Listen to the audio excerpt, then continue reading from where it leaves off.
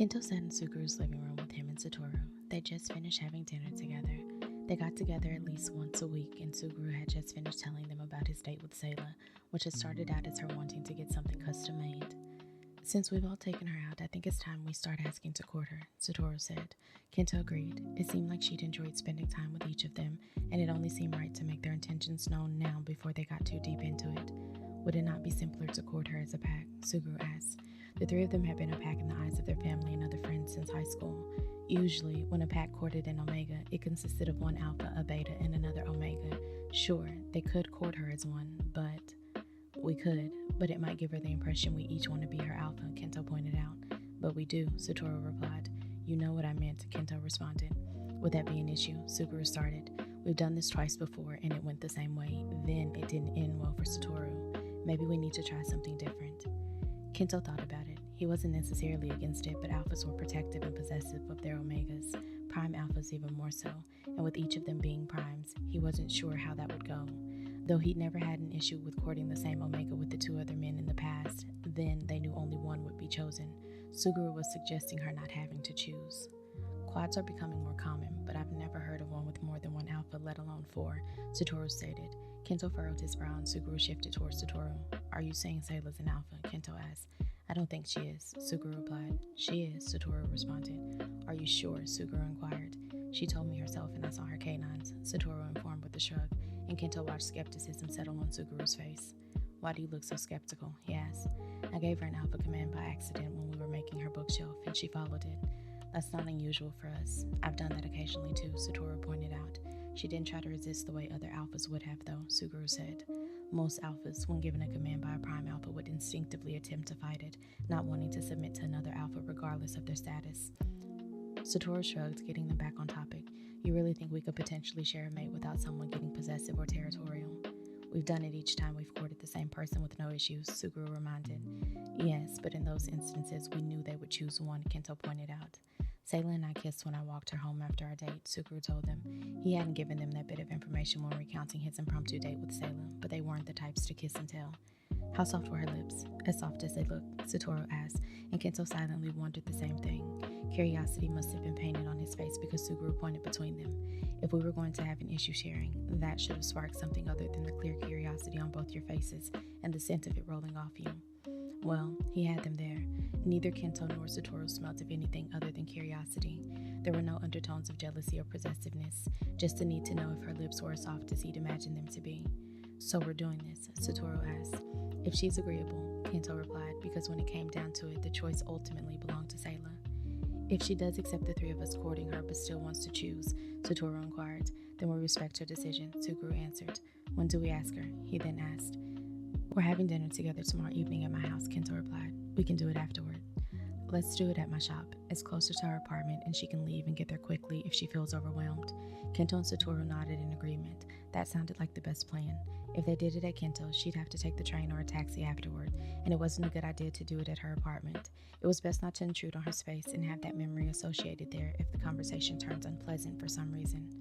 "What time are you having dinner?" Suguru asked. 7. "Satoru and I can hang out in the apartment above the shop. Text us when you get off the train." Kento nodded, and they worked out the logistics of how they would ask her, but decided being straightforward would be the best option before Satoru left them to head to work. "This mirror is so pretty, Kento. The frame is beautiful." Kento would never get tired of hearing Saelah say his name. They'd just finished dinner and he was giving her a tour of his house, which she'd opted to have once they'd eaten. "Thank you. A friend gifted it to me," he responded. He refrained from telling her it was Suguru because it would defeat the purpose of their meeting when he accompanied her home. He led the way into the smallest room in his home, which he turned into a library. She ran her fingertips over some of the spines on one of the shelves. "You weren't kidding when you said you had quite the collection," she said.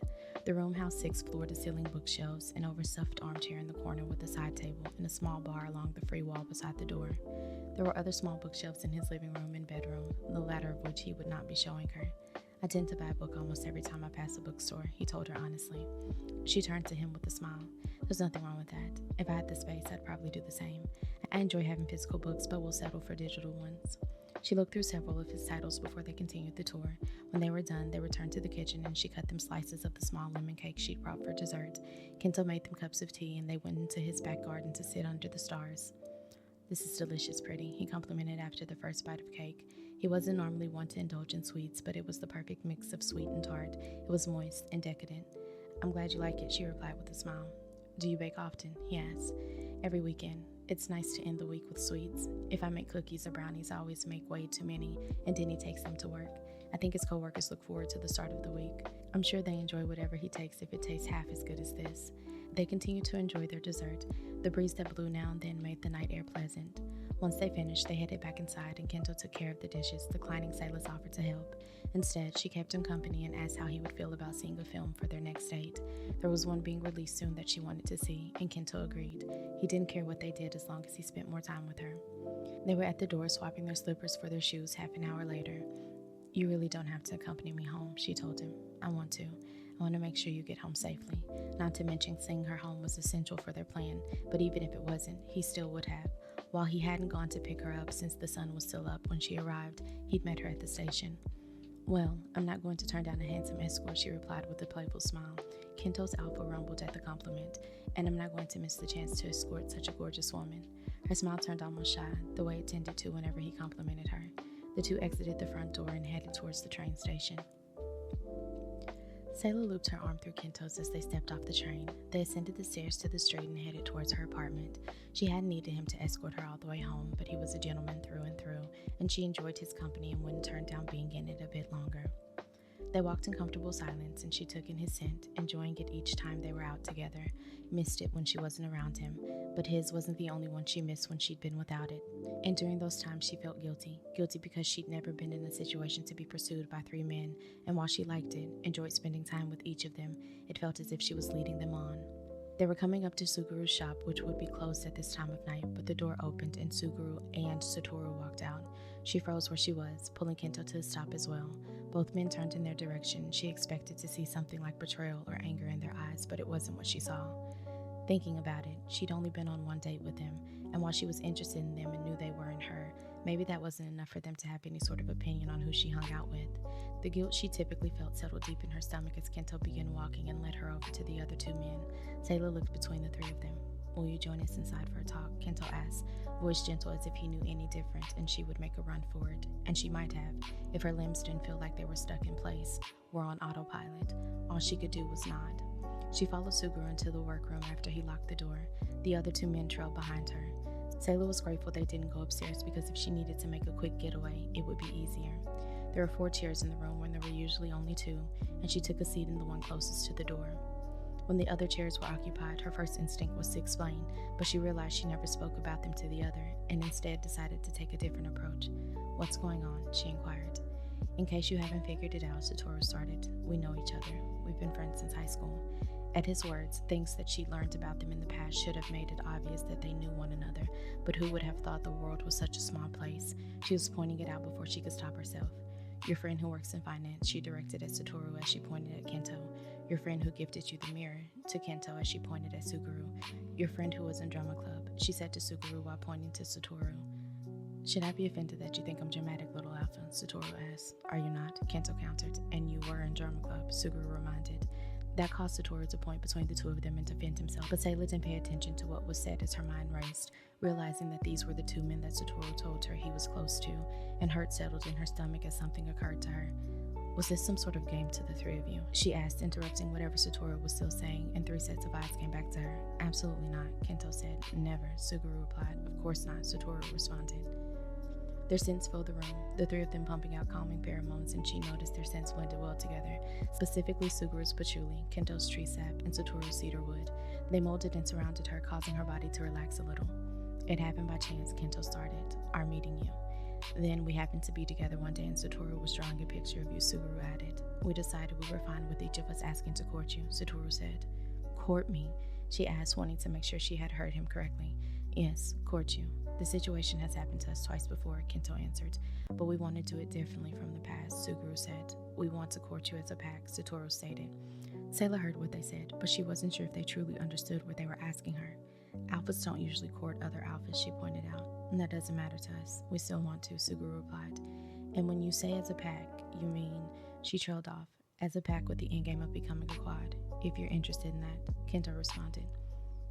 Silence stretched as she thought about it. She'd been in a couple of relationships, so it wasn't like it would be her first, though those had never been very serious. Saelah could admit she enjoyed their company. Spending time with them or speaking to them always made her feel giddy afterward. The thought of not spending time with them or talking to them caused a sinking feeling in her stomach, but I don't think you'd want to court me if you could smell me, she told him. Would you let us? Satoru asked. We aren't changing our minds either way, but we'd like to, Suguru responded. Kento nodded in agreement and said, but you don't have to if you don't want to. Saelah contemplated Denny's words. They rang in her head, echoing as if he were there saying it over and over. If she was going to do this, then she needed to allow them to know her fully. Slowly, she peeled down one of the patches and her scent began to seep into the room. The immediate growls that filled the room had her quickly standing and then taking a step back. But then she smelled it, their scents ripening with the thick undercurrent of arousal. Sorry, pretty. We didn't mean to frighten you, Kento apologized. We enjoy your scent, Satoru said. It entices our alphas, in case you couldn't tell, Suguru pointed out, which I think we should all take as a sign of our compatibility. But the decision is yours and we'll respect whatever you choose, Satoru stated. Saelah studied them for a moment and decided, why not? How often would she have the chance to be pursued by 3 handsome men? If it worked out, then fantastic. If not, she wouldn't regret not trying or wondering what if. It was a new country and a new her. She wouldn't allow things from the past and judgments from before to hold her back any longer. Okay, she said. Okay, you'll think about it, or okay, you'll let us, Suguru asked. Okay, I'll let you. Please, pheromones filled the air, and she covered her scent gland back up when she realized they weren't the only ones it was coming from. I have a question. You said you're a pack. Who's the head alpha? In packs, there was always one alpha who was considered head alpha. However, with their pack comprising only alphas, she wasn't sure how their dynamic worked and wanted to ensure she fell into it correctly. Satoru is the oldest, but we've never worried about that, Kento said. It's kind of pointless when we're all prime alphas, Suguru said, and Saelah nodded. She'd expected from the weight of their pheromones, the aura that they gave off, that they were. The way her alpha settled in response and almost deferred to them. Should we walk you home now? Satoru asked. She and Kento are finishing their date. Don't intrude and let him walk her, Suguru said. We've already imposed, so we might as well, Satoru countered. Kento stood and joined her next to the door. Stay put. I'll walk her home and be back in a few minutes. He placed his hand on the small of her back and steered her out of the shop and onto the sidewalk. They took the short walk in silence, and when they made it to her front door, Kento spoke. I apologize if you felt like we ambushed you. She shook her head. It's fine. I knew at some point I'd have to be honest with each of you, but I dreaded it. I didn't see this outcome at all, but I like it better. Kento ran his thumb along her cheek. Good. So do we. He leaned down and kissed her. It was soft, chaste, and lingered only briefly before they were parting. Good night, pretty. Good night, Kento. She went inside the apartment, closing the door as he headed down the stairs. Saelah immediately checked the time. She needed Denny's break to come quickly so she could call and tell him about the romance novel she just found herself being the main character in. It wasn't how she saw her night ending, but it was definitely a pleasant surprise.